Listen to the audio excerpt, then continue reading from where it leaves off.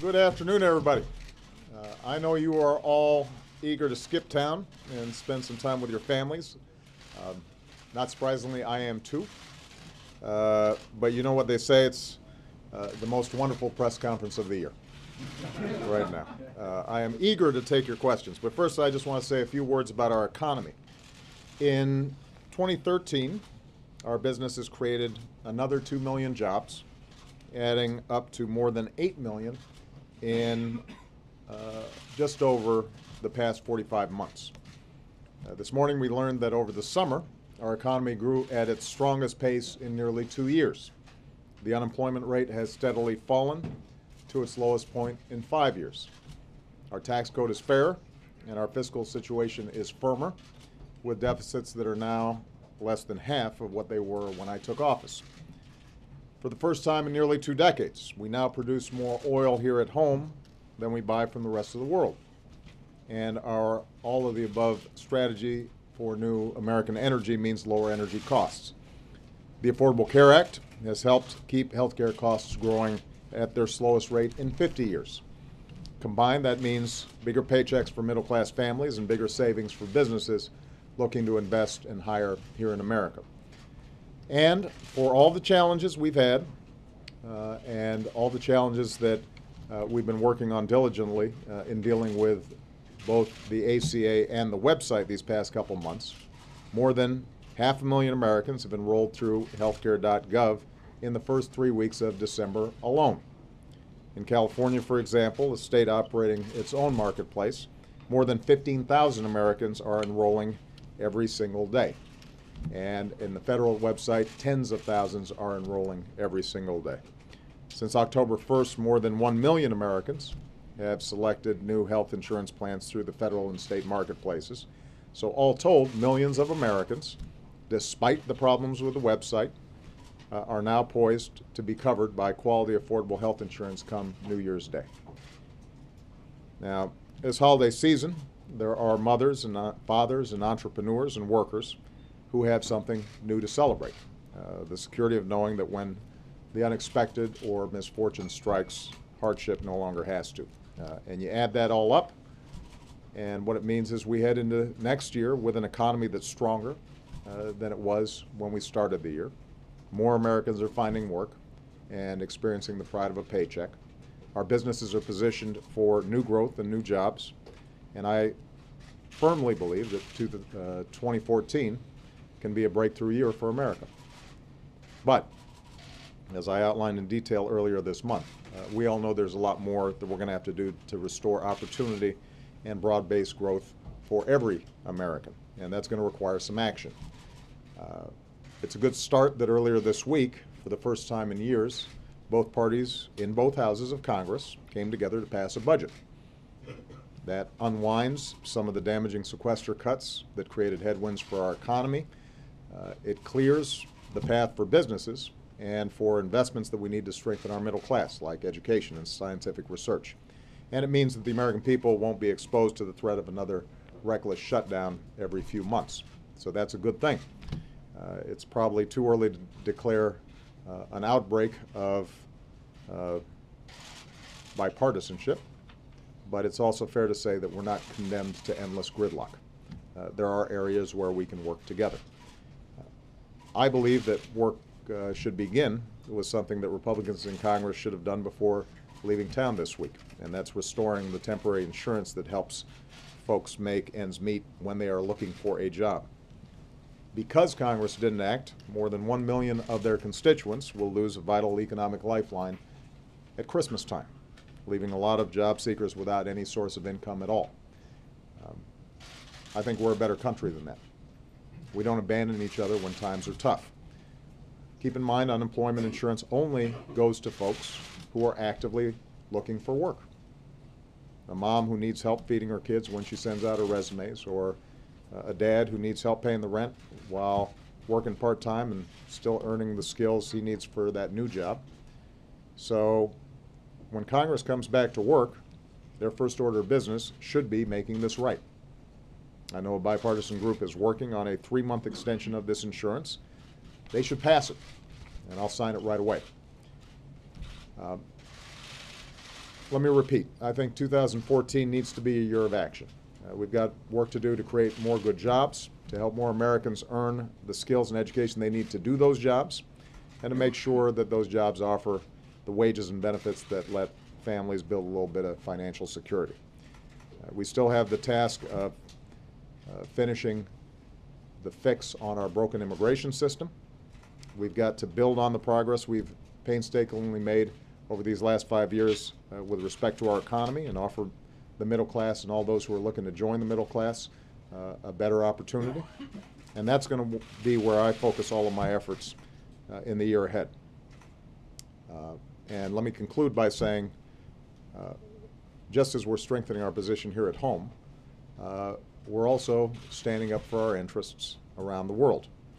This year we've demonstrated that with clear-eyed, principled diplomacy, we can pursue new paths to a world that's more secure. A future where Iran does not build a nuclear weapon. A future where Syria's chemical weapons stockpiles are destroyed. By the end of next year, the war in Afghanistan will be over, just as we've ended our war in Iraq. And we'll continue to bring our troops home. And as always, we will remain vigilant to protect our homeland and our personnel overseas from terrorist attacks.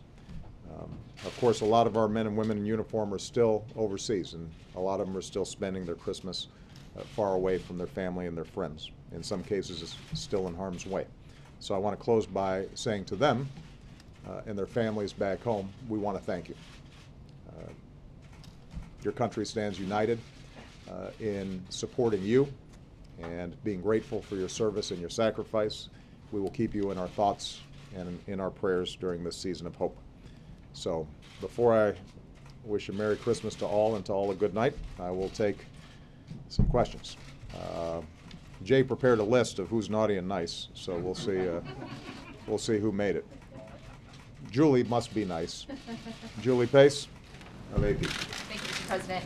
Despite all of the data points that you cited in your opening statement, when you look back at this year, very little of the domestic agenda that you outlined in your inaugural address and your State of the Union has been achieved. Healthcare rollout obviously had huge problems, and your ratings from the public are near historic lows for you. When you take this all together, has this been the worst year of your presidency? I got to tell you, Julie, that's not how I think about it. I have now been in office 5 years, close to 5 years. Was running for president for 2 years before that. And for those of you who've covered me during that time, we have had ups and we have had downs. I think this room has probably recorded at least 15 near-death experiences. And what I've been focused on each and every day is, are we moving the ball in helping the American people, families, have more opportunity, have a little more security, to feel as if they work hard, they can get ahead.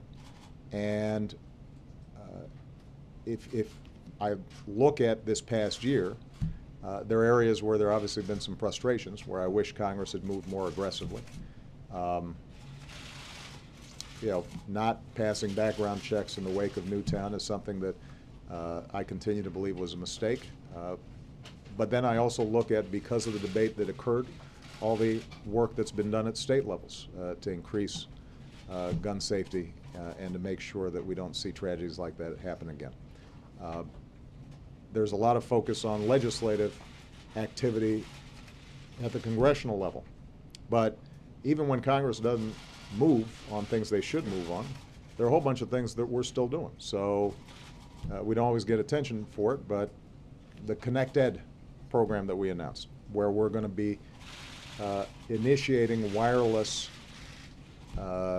capacity in every classroom in America, will make a huge difference for kids all across this country and for teachers. A manufacturing hub that we set up in Youngstown, something that I talked about during the State of the Union, is going to create innovation and connect universities, manufacturers, job training to help create a renaissance, build on the renaissance that we're seeing in manufacturing. When it comes to energy, this year is going to be the first year in a very long time where we're producing more oil and natural gas here in this country than we're importing. That's a big deal. So I understand the point that you're getting at, Julie, which is that a lot of our legislative initiatives in Congress have not moved forward as rapidly as I'd like. I completely understand that, which means that I'm going to keep at it. And if you look at, for example, immigration reform, probably the biggest thing that I wanted to get done this year, we saw progress. It passed the Senate with a strong bipartisan vote. There are indications in the House that even though it did not get completed this year, that there is a commitment on the part of the Speaker to try to move forward legislation early next year.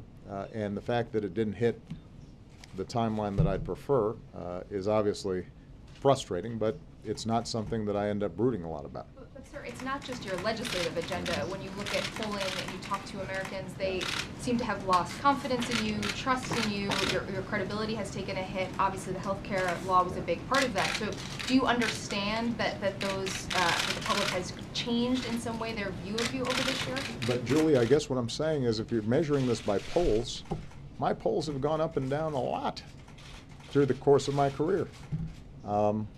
I mean, if I was interested in polling, I wouldn't have run for president. I was polling at 70% when I was in the U.S. Senate. I took this job to deliver for the American people, and I knew and will continue to know that there are going to be ups and downs on it. You're right, the healthcare website problems were a source of great frustration. I think in the last press conference I adequately discussed my frustrations on those. On the other hand, since that time, I now have a couple million people, maybe more, who are going to have health care on January 1st. And that is a big deal. That's why I ran for this office. And as long as I've got an opportunity every single day to make sure that in ways large and small, I'm creating greater opportunity for people, more kids are able to go to school, get the education they need, more families are able to stabilize their finances. You know, the housing market is continuing to improve. People feel like their wages maybe are inching up a little bit. If those things are happening, I'll take it. And, you know, I've said before, I've run my last political race. So at this point, my goal every single day is just to make sure that I can look back and say, we're delivering something. Not everything, because this is a long haul. All right. Mark Felsenthal. Thank you, Mr. President. One of the most significant events of this year was the revelation of the surveillance by the National Security Agency. As you review how to rein in the National Security Agency, a federal judge said that, for example, the government had failed to cite a single instance in which analysis of the NSA's bulk metadata actually stopped an imminent attack. Are you able to identify any specific examples when it did so? Are you convinced that the collection of that data is useful to national security? It should continue as it is. Let me talk more broadly, and then I'll talk specifically about the program you're referring to. As you know, the independent panel that I put together came back with a series of recommendations, 46 in total. I had an extensive meeting with them down in the Situation Room to review all the recommendations that they had made. I want to thank them publicly because I think they did an excellent job and took my charge very seriously, which is I told them I want you to look from top to bottom at what we're doing and evaluate whether or not the current structures that we have and the current programs that we have are properly addressing both our continuing need to keep ourselves secure and to prevent terrorist attacks or proliferation of weapons of mass destruction or other threats to the homeland, and are we also making sure that we're taking seriously rule of law and our concerns about privacy and civil liberties. So what we're doing now is evaluating all the recommendations that have been made over the next several weeks, I'm going to assess, based on conversations not just with the intelligence community, but others in government and outside of government, how we might apply and incorporate their recommendations. And I'm going to make a pretty definitive statement about all of this in January, where I'll be able to say, here are the recommendations that we think make sense. Here are ones that we think are promising but still need to be refined further. Here's how it relates to the work we're doing, not just internally, but also in partnership with other countries. And so I'm taking this very seriously, because I think, as I've said before, this is a debate that needed to be had. One specific program, the 215 program, is the metadata, the bulk collection of phone numbers and exchanges that have taken place. That has probably gotten the most attention, at least with respect to domestic audiences. And what I've said in the past continues to be the case, which is that the NSA, in executing this program, believed, based on experiences from 9/11, that it was important for us to be able to track if there was a phone number of a known terrorist outside of the United States calling into the United States, where that call might have gone. And that having that data in one place and retained for a certain period of time allowed them to be confident in pursuing various investigations of terrorist threats. And I think it's important to note that in all the reviews of this program that have been done, in fact, there have not been actual instances where it's been alleged that the NSA in some ways acted inappropriately in the use of this data. But what is also clear is, from the public debate, people are concerned about the prospect, the possibility of abuse. And I think that's what the judge in the district court suggested. And although his opinion obviously differs from rulings on the FISA court, we're taking those into account. The question we're going to have to ask is, can we accomplish the same goals that this program is intended to accomplish in ways that give the public more confidence that, in fact, the NSA is doing what it's supposed to be doing. I have confidence in the fact that the NSA is not engaging in domestic surveillance or snooping around. But I also recognize that as technologies change and people can start running algorithms and programs that map out all the information that we're downloading on a daily basis into our telephones and our computers, that we may have to refine this further to give people more confidence. And I'm going to be working very hard on doing that. And we've got to provide more confidence to the international community. In some ways, what has been more challenging is the fact that we do have a lot of laws and checks and balances and safeguards and audits when it comes to making sure that the NSA and other intelligence agencies are not spying on Americans. We've had less legal constraint in terms of what we're doing internationally. But I think part of what's been interesting about this whole exercise is recognizing that in a virtual world, some of these boundaries don't matter anymore.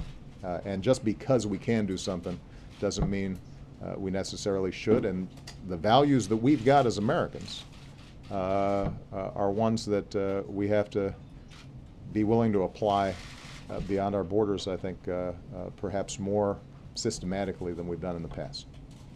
Okay? Ed Henry. Thank you, Mr. President. I want to follow up on that because, Merry Christmas, by the way. Merry Christmas, Dave. When Edward Snowden first started leaking the information, you made a statement on June 7th in California, and you claimed to the American people that you had already reformed many of these surveillance programs. You said you came to office, quote, my team evaluated them, we scrubbed them thoroughly, we actually expanded some of the oversight, and you did expand some of it. Yes. You also said we may have to rebalance some, there may be changes. But you concluded with, quote, you can complain about Big Brother and how this is a potential program run amok. But when you actually look at the details, then I think we've struck the right balance. That was only 6 months ago. Now this judge is saying no, your own panel is saying no, even you're saying, no, we haven't really struck the right balance, perhaps. That changes have to be made. My question is, were you wrong then because you were not fully read in, not just on these programs, but on other programs outside of the ones you just talked about, where we were potentially listening in on the German leaders, the Brazilian leaders, and others that suggest there were abuses, number one. And number two, if you were fully read on these programs, is it another example of what Julie was getting at with this question of credibility with the American people, that just like on healthcare, you like your plan, you can keep it. On surveillance, you looked the American people in the eye 6 months ago and said, we've got the right balance. And 6 months later, you're saying, maybe not. Well, hold on a second, Ed. I think it's important to note that when it comes to the right balance on surveillance, these are a series of judgment calls that we're making every single day, because we've got a whole bunch of folks whose job it is to make sure that the American people are protected.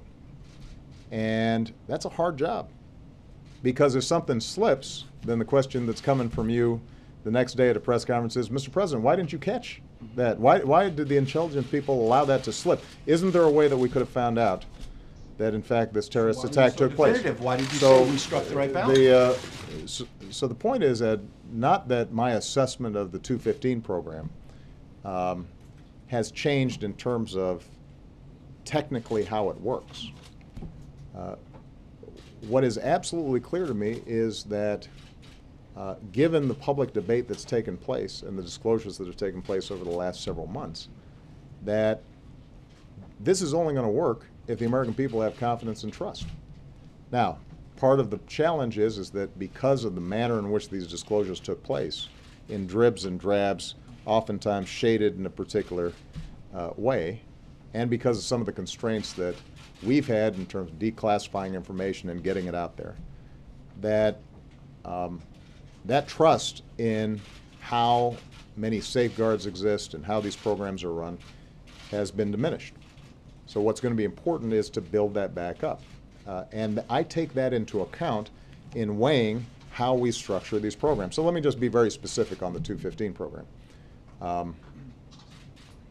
It is possible, for example, that some of the same information that the intelligence community feels is required to keep people safe can be obtained by having the private phone companies keep these records longer and to create some mechanism where they can be accessed in an effective fashion. That might cost more. There might need to be different checks on how those requests are made. There may be technological solutions that have to be found to do that. And the question that we're asking ourselves now is, does that make sense not only because of the fact that there are concerns about potential abuse down the road with the metadata that's being kept by a government rather than private companies, but also does it make sense to do because people right now are concerned that maybe their phone calls are being listened to, even if they're not. And we've got to factor that in. So my point is that the environment has changed in ways that I think require us to take that into account. But the analysis that I've been doing throughout has always been,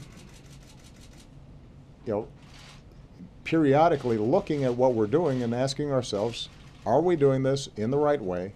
Are we making sure that we're keeping the American people safe, number one? Are we also being true to our civil liberties and our privacy and our values? I understand it's a tough job, right. And God forbid there's another terror attack. Every one of us is going to be second-guessing you, and that is extremely difficult to be in the Oval Office. That's okay. But as you said, you took that on. You put it on your back. And so my question is, do you have any personal regrets? You're not addressing the fact, the public statements you've made to reassure the public. Your Director of National Intelligence, James Clapper, months ago got a question from a Democrat, not a Republican, about whether some of this was going on, and he denied it. Doesn't that undermine the public trust? And you're conflating, first of all, me and Mr. Clapper. No, and he's still on the job. I understand, but what I'm saying is this, that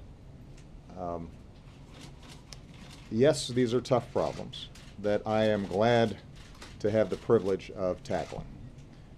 your initial question was whether the statements that I made 6 months ago are ones that I don't stand by. And what I'm saying is that the statements I made then are entirely consistent with the statements that I make now, which is that we believed that we had scrubbed these programs and struck an appropriate balance.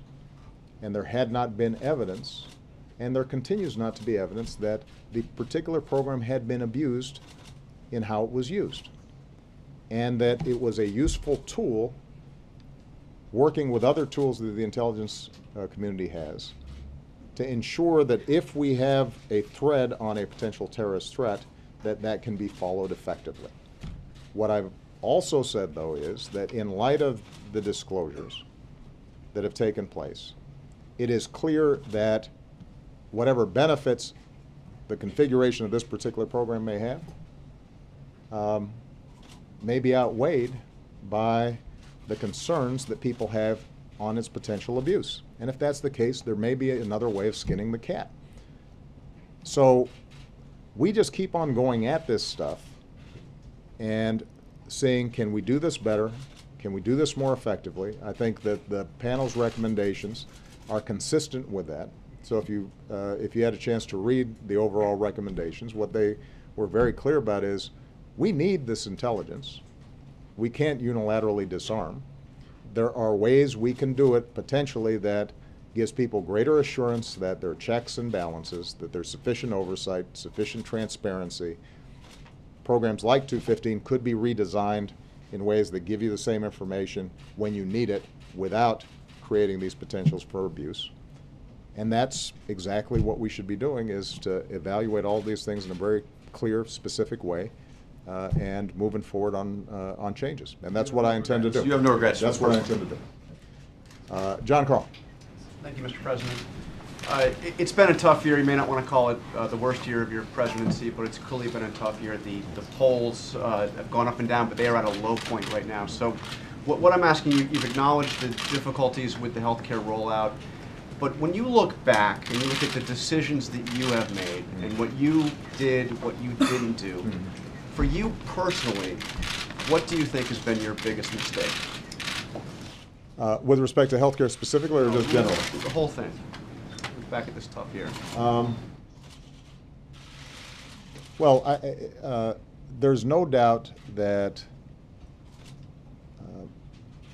when it came to the healthcare rollout, even though I was meeting every other week or every 3 weeks with folks and emphasizing how important it was that consumers had a good experience and easy experience in getting the information they need and knowing what the choices and options were for them to be able to get high quality, affordable health care.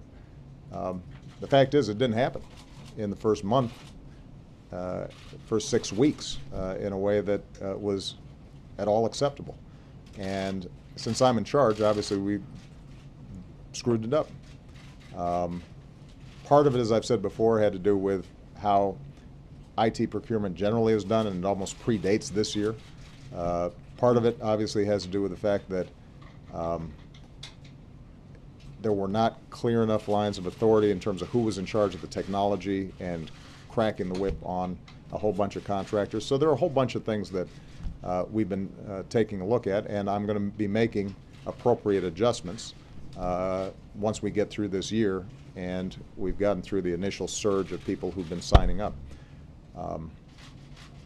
But having said all that, bottom line also is that we've got several million people who are going to have health care that works. And it's not that I don't engage in a lot of self-reflection here. I promise you, I probably beat myself up, even worse than you or Ed Henry does on any given day. But I've also got to wake up in the morning and make sure that I do better the next day, and that we keep moving forward. And when I look at the landscape for next year, what I say to myself is, we're poised to do really good things. The economy is stronger than it has been in a very long time. Our next challenge then is to make sure that everybody benefits from that, not just a few folks. And there's still too many people who haven't seen a raise and are still feeling financially insecure. We can get immigration reform done. We've got a concept that has bipartisan support. Let's see if we can break through the politics on this. I think that hopefully folks have learned their lesson in terms of brinksmanship coming out of the government shutdown. There have been times where I've thought about, were there other ways that I could have prevented those 3-4 weeks that hampered the economy and hurt individual families who were not getting a paycheck during that time? Absolutely, but I also think that in some ways, given the pattern that we have been going through with House Republicans for a while, we might have needed just a little bit of a bracing sort of recognition that this is not what the American people think is acceptable. They want us to try to solve problems and be practical, even if we can't get everything done. So, the end of the year is always a good time to reflect and see what can you do better next year. That's how I intend to approach it. I'm sure that I will have even better ideas after a couple of days of sleep and sun. Brianna. Thank you, Mr. President. On the debt ceiling, your Treasury Secretary has estimated that the U.S. government will lose its ability to pay its bills come late February or early March. House Budget Committee Chairman Paul Ryan has said that Republicans are going to decide what it is they can accomplish out of this debt limit fight, his words. Will you negotiate with House Republicans on the debt ceiling? Oh, Brianna, you know the answer to this question. No, we're not going to negotiate for Congress to pay bills that it has accrued. Here's the good news. I want to emphasize the positive as we enter into this holiday season. I think Congressman Ryan and Senator Murray did a good job in trying to narrow the differences and actually pass a budget that I can sign. It's not everything that I would like, obviously. It buys back part of these across-the-board cuts, the so-called sequester, but not all of them. So we're still underfunding research, we're still underfunding education, we're still underfunding transportation and other initiatives that would create jobs right now. But, it was an honest conversation. They operated in good faith, and given how far apart the parties have been on fiscal issues, they should take pride in what they did. And I actually called them after they struck the deal, and I said congratulations, and I hope that creates a good pattern for next year, where we work on at least the things we agree to, even if we agree to disagree on some of the other big ticket items. I think immigration potentially falls in that category, where here's an area where we've got bipartisan agreement. There are a few differences here and there, but the truth of the matter is that the Senate bill has the main components of comprehensive immigration reform that would boost our economy, give us an opportunity to attract more investment and high-skilled workers who are doing great things in places like Silicon Valley and around the country. So let's go ahead and get that done. Now, I can't imagine that, having seen this possible daylight breaking when it comes to cooperation in Congress, that folks are thinking actually about plunging us back into the kinds of brinksmanship and governance by crisis that has done us so much harm over the last couple of years. To repeat, the debt ceiling is raised simply to pay bills that we have already accrued. It is not something that is a negotiating tool. It's not leverage. It's the responsibility of Congress. It's part of doing their job. I expect them to do their job, although I'm happy to talk to them about any of the issues that they actually want to get done. So if Congressman Ryan's interested in tax reform, let's go. I've got some proposals on it. If he's interested in any issue out there, I'm willing to have a constructive conversation of the sort that we just had in resolving the budget issues. But I've got to assume folks aren't crazy enough to start that thing all over again. If I may just quickly, on a more personal note, what is your New Year's resolution? My New Year's resolution is to be nicer to the White House press corps. You know? Absolutely. Major Garrett. It's quite a lead-in, Mr. President. Thank you. Rick Leggett, who is the head of the NSA task force on Edward Snowden, told 60 Minutes that it was, quote, worth having a conversation about granting Edward Snowden amnesty.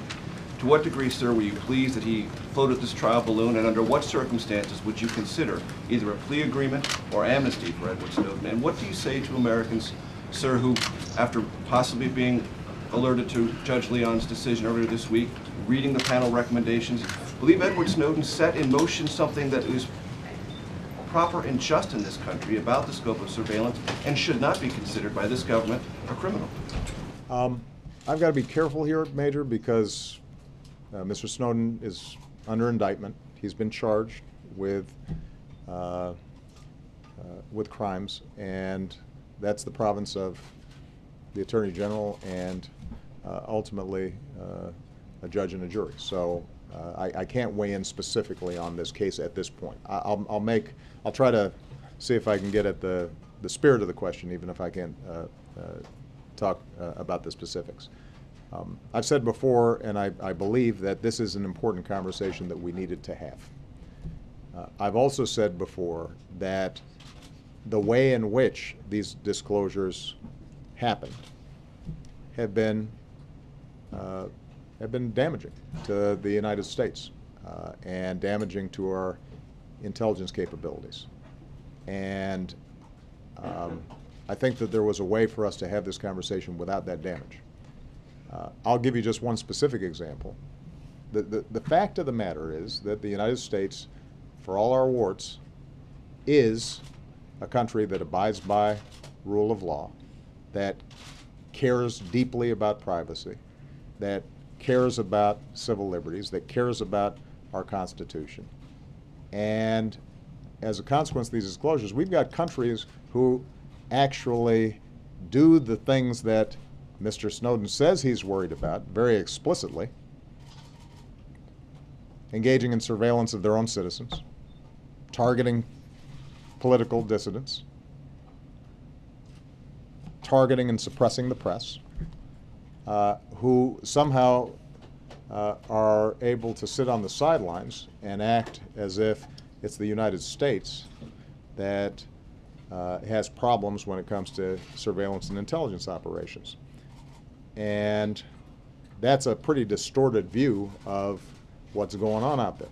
So, so I think that as important and as necessary as this debate has been, it is also important to keep in mind that this has done unnecessary damage to U.S. intelligence capabilities and U.S. diplomacy. But I will leave it up to the courts and the Attorney General to weigh in publicly on the specifics of Mr. Snowden's case. But, sir, if I could follow up, Mr. Leggett is setting this in motion, at least raising this as a topic of conversation. You, sir, would, I'm certain, be consulted if there was ever going to be a conversation about amnesty or a plea bargain with Edward Snowden. I think that's true, Major, and I guess what I'm saying is there's... You rule it out forever, that you would never consider it? What I'm saying is that there's a difference between Mr. Leggett saying something and the President of the United States saying something. I'm trying to get at you. That's exactly right. Chuck Todd.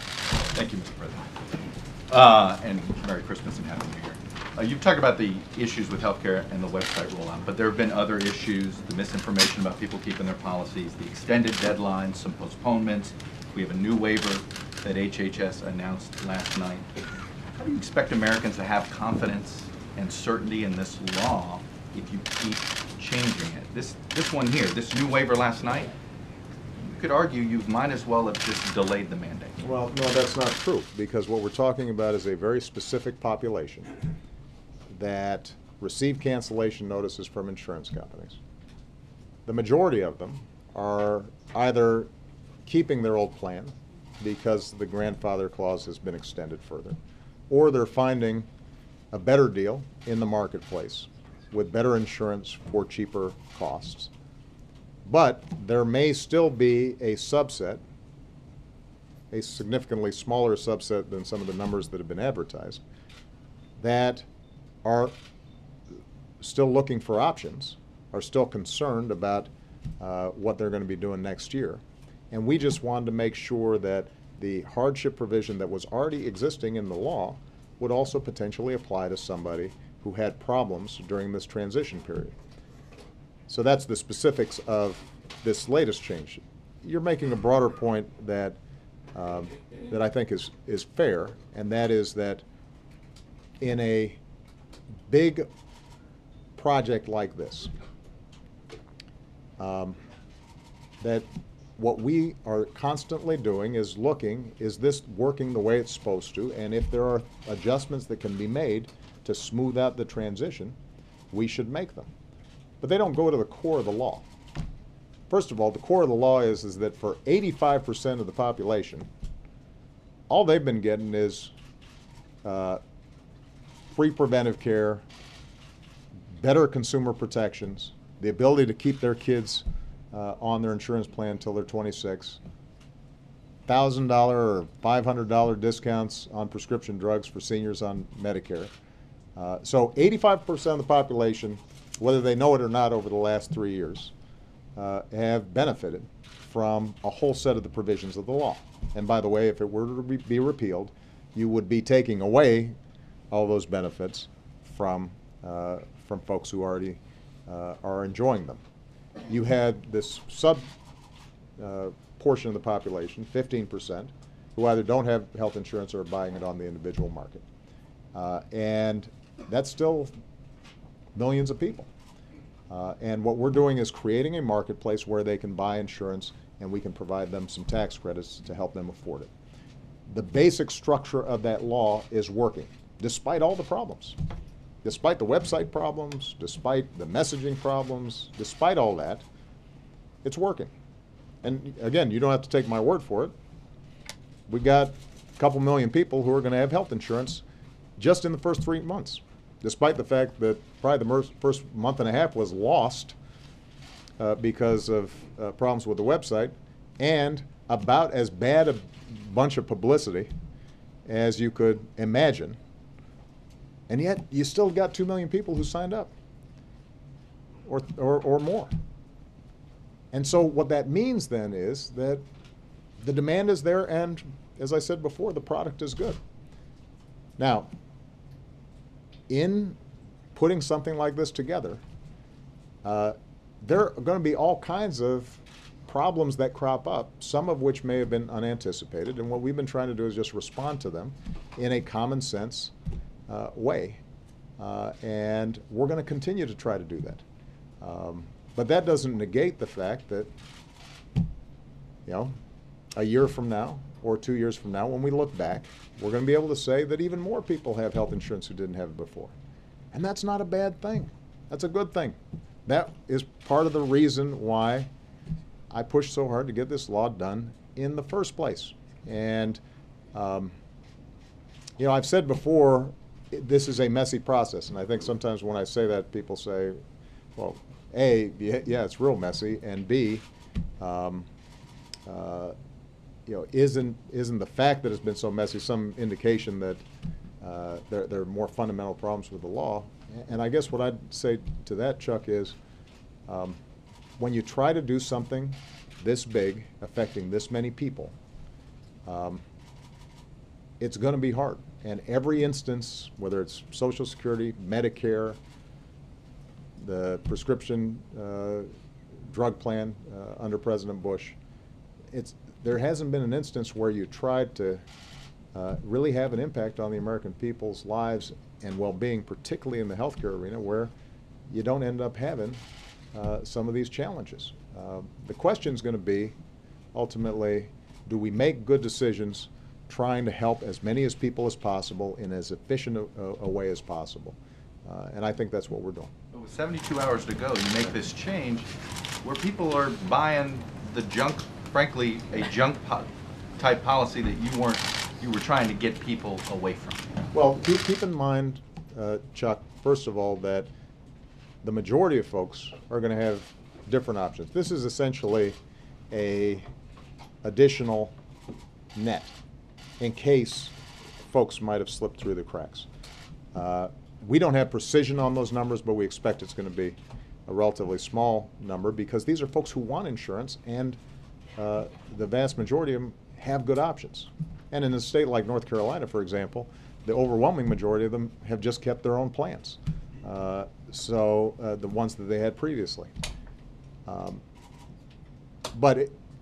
We thought and continue to think that it makes sense that as we are transitioning to a system in which insurance standards are higher, people don't have unpleasant surprises because they thought they had insurance until they hit a limit, and next thing you know, they still owe $100,000 or $200,000 or $300,000 for a hospital visit. That as we transition to higher standards, better insurance, that we also address folks who get caught in that transition and their unintended consequences. And I'll be honest, that was the original intent of the grandfather clause that was in the law. Obviously, the problem was it didn't catch enough people. And you know, we learned from that, and we're trying not to repeat those mistakes. The mandate to be enforced. Absolutely. Yeah. Let's see. Phil Mattingly. Thank you, Mr. President. What was the message you were trying to send with not only your decision not to attend the Sochi Games, but also with the people you named to the delegation to represent the United States at those games? Well, first of all, I haven't attended Olympics in the past, and I suspect that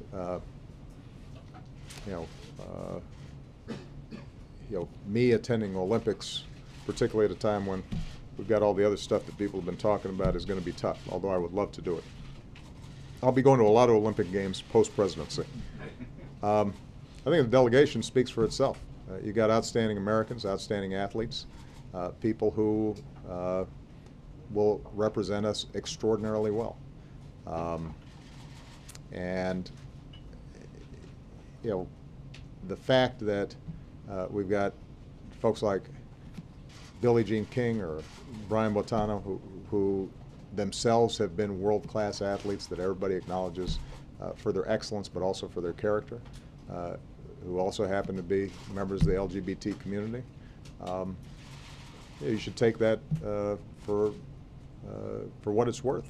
That when it comes to the Olympics and athletic performance, we don't make distinctions on the basis of sexual orientation.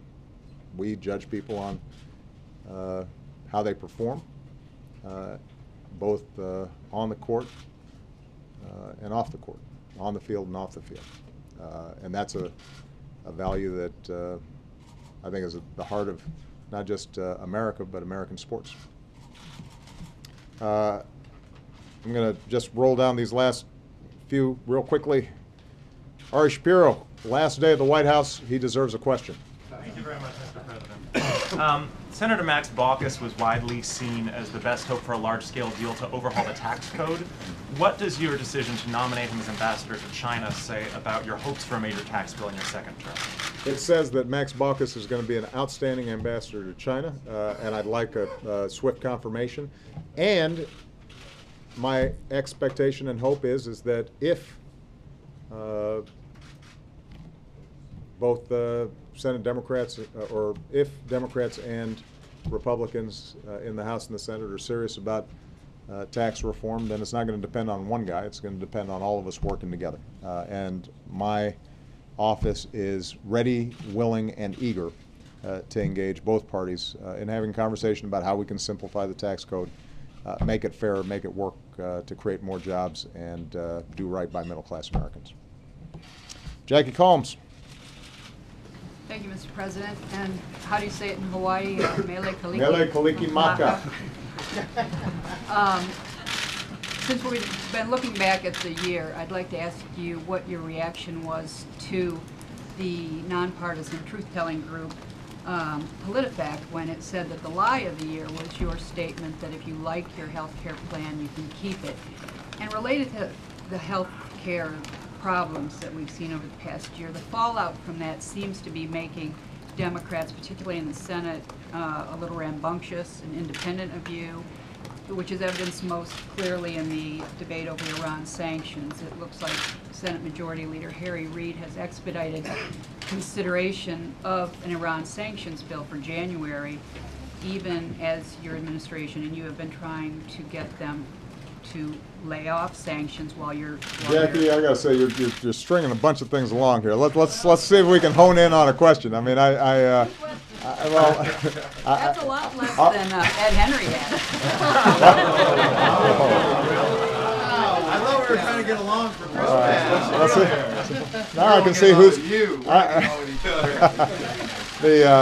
How about I separate out the Iran question from the healthcare question? On the healthcare question, look, I think I've answered it several times. This is a new iteration of it. But bottom line is that we are going to continue to work every single day to make sure that implementation healthcare law and the website and all elements of it, including the grandfather clause, work better every single day.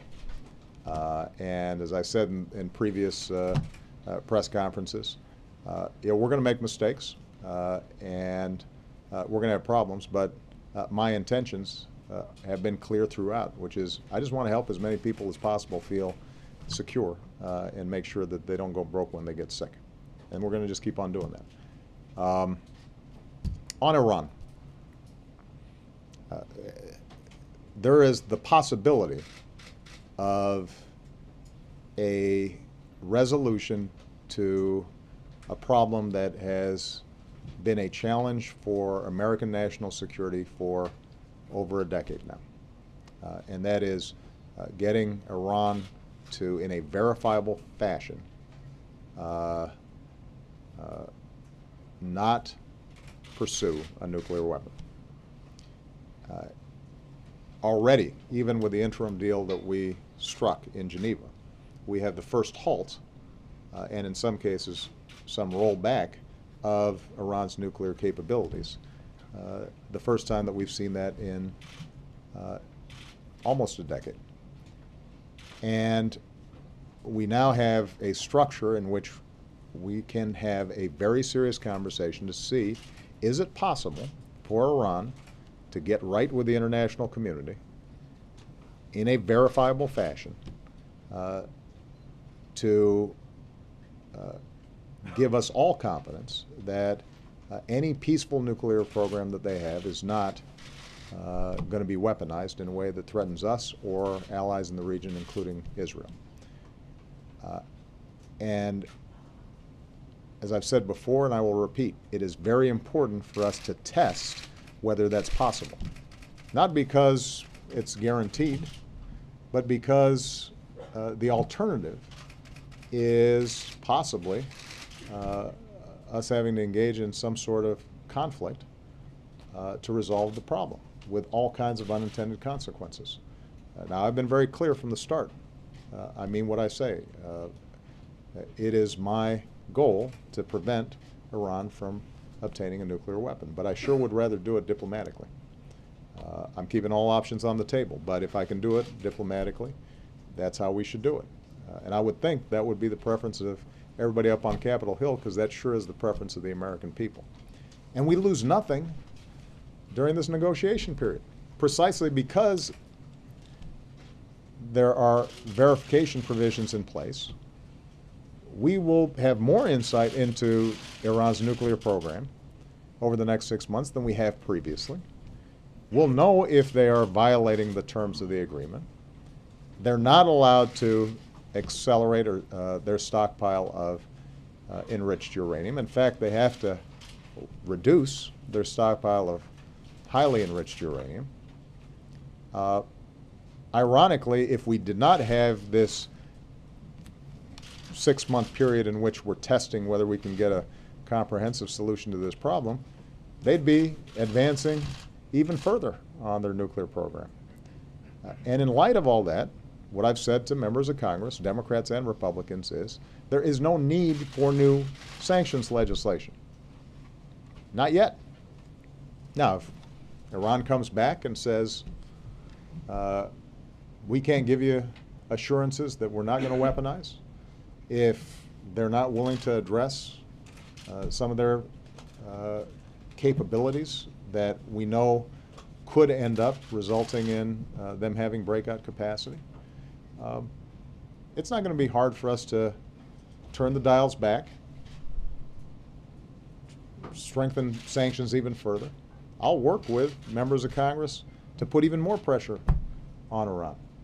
But there's no reason to do it right now. And so I'm not surprised that there's been some talk from some members of Congress about new sanctions. I think the politics of trying to look tough on Iran are often good when you're running for office or if you're in office. But as President of the United States right now, who's been responsible over the last 4 years with the help of Congress in putting together a comprehensive sanctions regime that was specifically designed to put pressure on them and bring them to the table to negotiate, what I'm saying to them, what I've said to the international community, and what I've said to the American people is, let's test it. Now's the time to try to see if we can get this thing done. And I've heard some logic that says, well, Mr. President, we're supportive of the negotiations, but we think it's really useful to have this club hanging over Iran's head. Well, first of all, we still have the existing sanctions already in place that are resulting in Iran losing billions of dollars every month in lost oil sales. We already have banking and financial sanctions that are still being applied even as the negotiations are taking place. It's not as if we're letting up on that. So I've heard arguments, well, but this way we can be assured, and the Iranians will know that if negotiations fail, even new and harsher sanctions will be put into place. Listen, I don't think the Iranians have any doubt that Congress would be more than happy to pass more sanctions legislation. We can do that in a day, on a dime.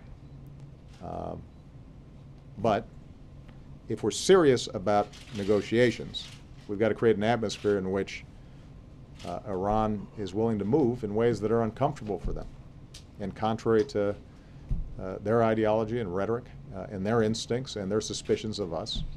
And we don't help get them to a position where we can actually resolve this by engaging in this kind of action.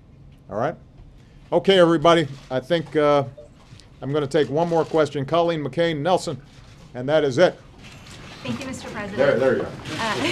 Some of your longtime advisors are leaving the White House. Some new folks are coming in. Others are taking on new roles in the West Wing. As you reshape your team a bit, how does that change the dynamic here, and how does it impact what you think you can accomplish going forward?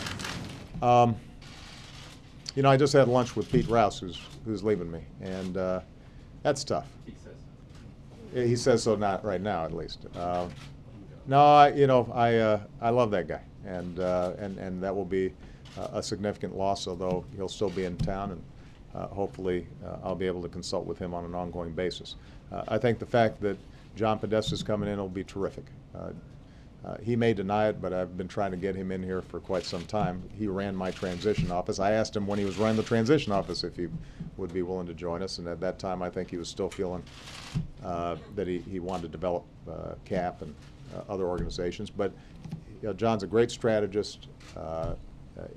He is as good as anybody on domestic policy, and I think he'll be a huge boost to us and give us more bandwidth to deal with more issues. I suspect that we may have additional announcements in the new year. There's a natural turnover that takes place. People get tired. People get worn out. Sometimes you need fresh legs. But what I can tell you is that the team I have now is tireless and shares my values and believes the thing that I think I've repeated probably 4 or 5 times in this press conference, which is we get this incredible privilege for a pretty short period of time to do as much as we can for as many people as we can to help them live better lives. And that's what drives them. That's the sacrifice they make being away from families and soccer games and birthdays, and some of them will end up working over Christmas on issues like Iran. And the fact that they make those kinds of sacrifices, I'm always grateful for. And if they then say to me after making those sacrifices for 3, 4, 5 years, you know, I need a break, you know, then I completely understand. All right? Have a great holiday, everybody. Appreciate you. Merry Christmas. Merry Christmas. Happy New Year.